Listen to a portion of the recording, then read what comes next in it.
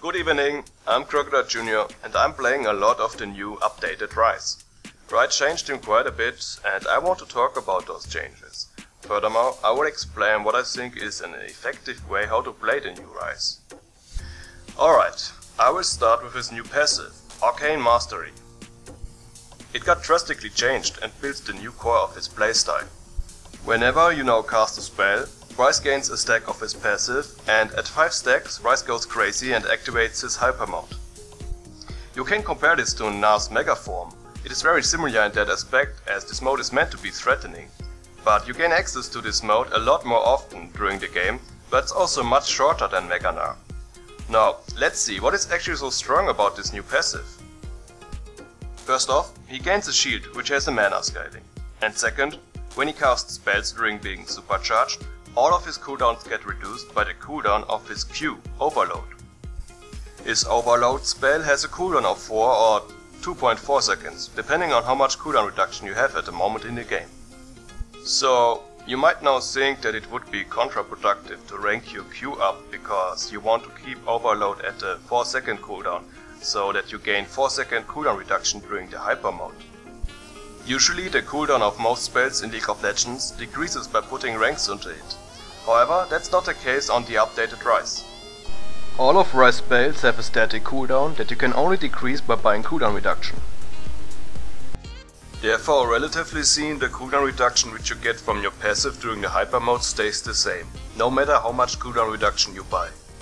For example, if you have no cooldown reduction, your Q has a cooldown of 4 seconds, your W has a cooldown of 14 seconds and your E has a cooldown of 7 seconds. Normally you want to have your spell with the longest CD on cooldown first, so you start with your W. It then takes 3.5 further spellcasts to reset W's cooldown and 1.75 spellcasts to reset the cooldown of your E. At maximum cooldown reduction, which is 40%, your Q is on a 2.4 seconds cooldown, your W is on a 8.4 seconds long cooldown, and your E is on a 4.2 seconds long cooldown. But you still need 3.5 further spellcasts for your W and 1.75 further spellcasts for your E to get the reset. All that said, I hope you see that cooldown reduction is almost non-existent during the hyper mode. Your Q, Overload, is meant as a buffer ability, which you always want to put between your spells when you are supercharged. WQ, EQ, WQ, EQ, and so on and so on. You can reset your CDs this way during the passive and throw a shit ton of spells in the face of your opponents. And it is super fun. It's also super fun to see your opponents getting shreked from 100 to 0 in few seconds with the new Ryze, and most of the times they have no idea what just happened.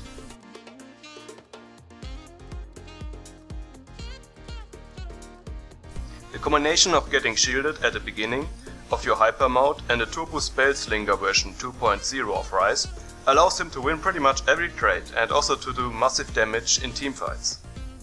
Playing around this new passive is the key factor in playing the new Ryze successfully. Everything is built around it. Whereas the old Ryze had a steady but rather slow scaling, the new Ryze still has the same scaling, but it moves in rapid up and downs. Out of his passive, Ryze is underpowered and feels slow. During his passive though, Ryze is overpowered and puts out constant high damage in a short period of time. He has a lot of burst potential when he's supercharged.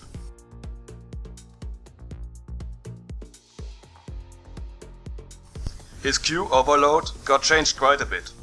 It is no longer a targeted ability, but instead a skill shot, which means you have to aim it now. This does also mean that Overload has now a much longer range, but lost a lot of reliable damage as it gets very often blocked by minions. Its base damage got increased, its AP ratio got increased, its CD got increased by a half second, its mana ratio got reduced a bit, and its mana costs got heavily reduced. Even though it got mostly buffed stat-wise, changing it into a skill shot is still a very big change. Especially in competitive play, reliability is one of the most important things to rely on. When I look at his Q in particular, I feel it got nerfed. However, we have to view all of Ryze's abilities in conjunction with his new passive. Because Q is his buffer ability, he's able to spam it non-stop and this makes up for a lot. His W, Rune Prison, functions still the same. Click on a target and root it instantly. An extremely high utility spell with a lot of uses. However, its stats got overall nerfed. Base damage, AP scaling and mana scaling went down.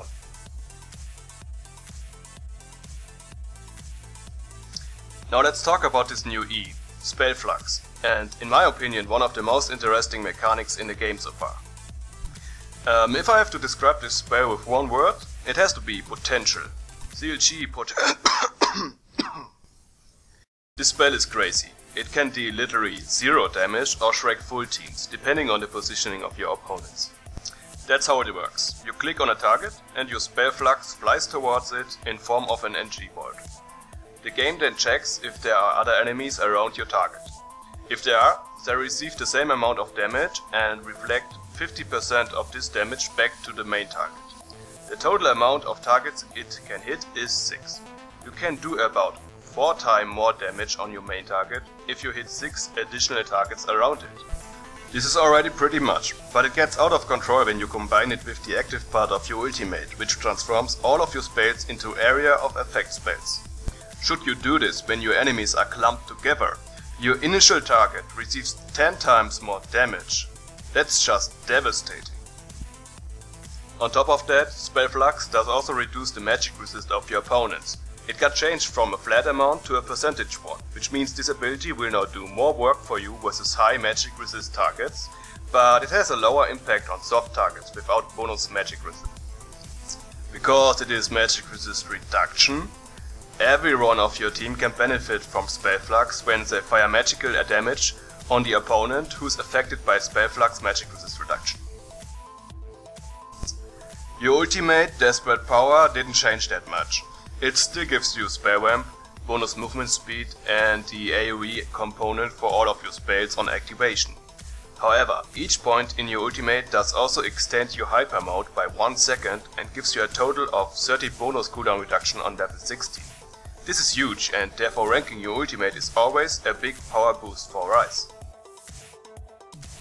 According to the changes, and because Riot has put so much power into FlicFlac, it is actually very beneficial to start maxing it first.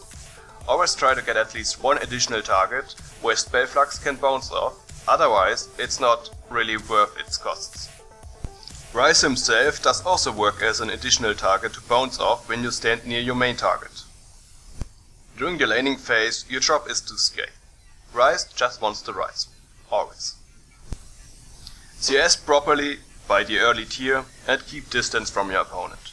Throw FlicFlac on him whenever he walks close to his minions and snipe him with your overload skill shot if he moves away from his minions. This way you will be able to zone many opponents and you can already start to take control of your lane in the beginning of the game. Always spam your overload as soon as you have your tier. You want to stack it as early and as fast as possible. Q's low mana cost at rank 1 is also very beneficial for stacking your tier. Let's talk about some spell combinations. During the hyper mode, you can constantly cast if you combo your spells correctly. This means that you want to get 4 passive stacks and then cast your W to get 5 stacks and therefore get supercharge. You usually want to start with W, as it is your biggest cooldown besides your ultimate. Then follow up with your Q. Like I said before, Q is the buffer ability and you should always use one Q between the rest of your spells during the hyper mode. Then use your E and Q afterwards. Your W is now up again and you can repeat the rotation as long as the hyper mode lasts. You are supposed to go ham during the uptime of your passive, and Riot gave Ryze the right tools for it, including steroids from his ultimate, a bonus health shield and a special spell mechanics during his passive. But better peace out when your passive is down. This is the time where you are markedly weaker. That's also why cooldown reduction is still very important for the blue guy. It allows him to gain quicker access to the hyper mode. Here's another advice. Try to have always at least 3 passive stacks. With 3 passive stacks you can quickly cast Q and W to become supercharged. You require only 2 stacks if you can use your ultimate as well. Here's the thing about Ryze. What gates his power is the limited duration of his hyper mode and his mana pool.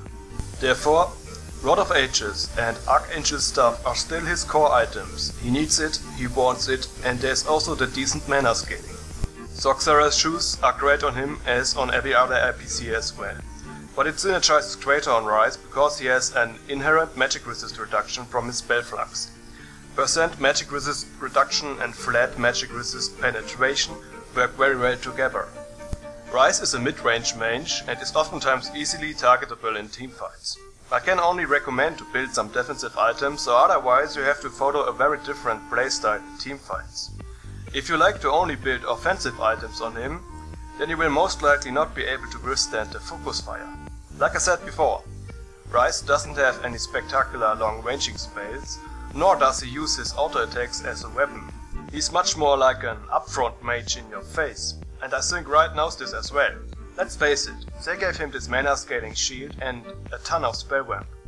After all, that's nothing else than extra health. So you might think now, Ryze gets naturally defensive stats, so why even bother buying more defensive stats?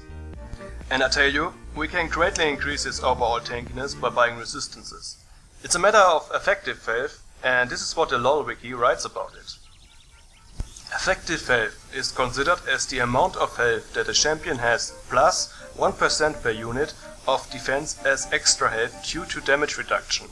In other words, effective health is the amount of damage the enemy needs to kill the champion. There is effective health for physical damage and there is effective health for magical damage.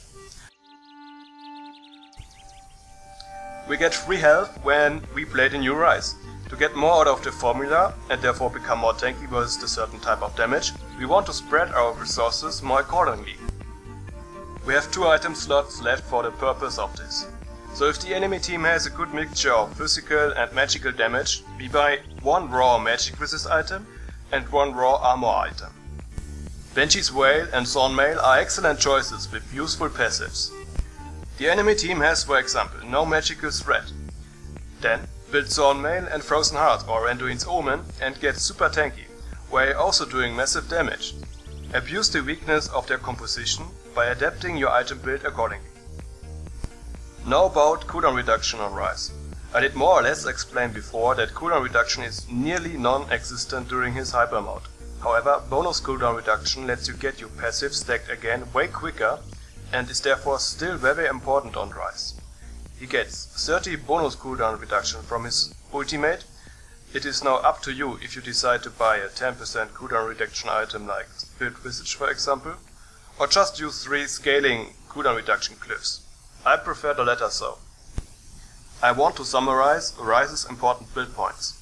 Point 1, we need mana. We need a lot of it, and we would have thought that this is the case for the blue guy. Ryze can't just get enough of it. But we need to stop somewhere and think about some other important needs that exist for him as well. Building Rod of Ages and Archangel stuff is core, but then we should look out for some more defensive options. Point 2. Building resistances to amplify the effectiveness of Ryze's spell ramp and his shield.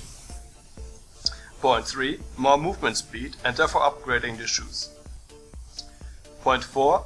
A last offensive item. I recommend a Void Staff, but Sonya's Hourglass, Luden's Echo or Rapidant's Death Cap are also decent choices. Ryze is a very flexible champion, and so, according to right masteries, it depends on what you prioritize. I didn't test this so far, but I can see that going into the defensive tree could work out very well for Ryze in specific matchups. But besides this, Ryze goes usually for the standard IP masteries, also you have the option to go for the utility masteries. But I just think that the offensive tree is now more effective on him, as his AP scalings got overall increased. The runes are nothing special on him, except that you want to run movement speed quits. This is mainly because of his Rune Prison. Rune Prison is his initiation spell. It allows him to combo easier and effectively, and many times you are chasing low life targets and need to get your W off to finish them. At the end, I must say that I really enjoy the Ryze update. Ryze polished all of his abilities, the new animations look very crisp and powerful. Ryze feels a lot more challenging than before, especially because of his new passive. I love his new spell flux ability. They took out its randomness and put in a ton of power, which requires certain conditions like the enemies need to clump up together to get the full effect. That his win rate would plump a bit at the beginning should really be no surprise at all. He got heavily changed and people need more time to figure him out. I showed you in this video what I think works great on him, so please try it out and write me a comment about it. Personally, I think he's already in a good spot, also some minor laning buffs would be nice of course. Please don't interpret my version of how to play the new Ryze as the most optimal version that exists. I don't think that's the case, but I showed you what I think works very well on him nowadays, and I provided you the arguments for my decisions. Any constructive feedback is like always much appreciated of course. Alright, that's it for now. Thanks for watching and see you next time.